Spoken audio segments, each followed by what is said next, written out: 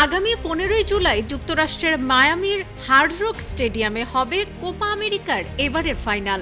কোপার ফাইনালে মুখোমুখি হবে আর্জেন্টিনা ও কলম্বিয়া। এই ম্যাচকে ঘিরে টিকিটের জন্য হাহাকার চলছে। জানা গেছে, ফাইনালে মেসিদের দেখতে টিকিটের সর্বনিম্ন মূল্য দাঁড়িয়েছে বাংলাদেশি টাকায় 2.5 লাখ টাকা। অন্যদিকে টিকিটের সর্বোচ্চ দাম উঠেছে 78 লাখ টাকা। অথচ এর আগে কোপার অন্য ম্যাচগুলোর টিকিট গড়ে পাওয়া গেছে $200। ফাইনালের টিকিটের গড় মূল্য দাঁড়িয়েছে $4,024। এই ম্যাচের সবচেয়ে দামি টিকিটের মূল্য ঠেকেছে $66,765। টানা দ্বিতীয়বার কোপার ফাইনালে উঠেছে ডিফেন্ডিং চ্যাম্পিয়ন আর্জেন্টিনা। এটাই আর্জেন্টিনার জার্সি গায়ে ডি মারিয়ার শেষ ম্যাচ।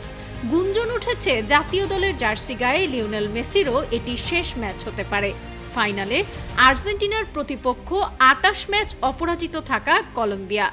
জমজমাট এই ম্যাচকে ঘিরে তাই উন্মাদনার শেষ নেই ফুটবল বিশ্বে।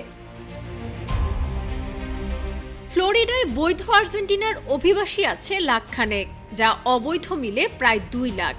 কলম্বিয়ান বৈধ অভিবাসী রয়েছে প্রায় 6 লাখ, আর অবৈধভাবে আরও প্রায় 4 লাখ।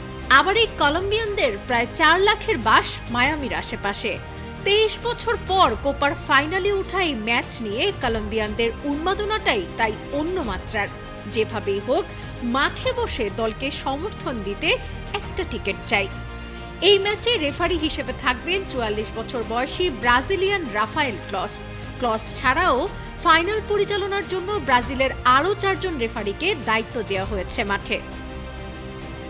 সাবরিনা কাজী, কালের কণ্ঠ।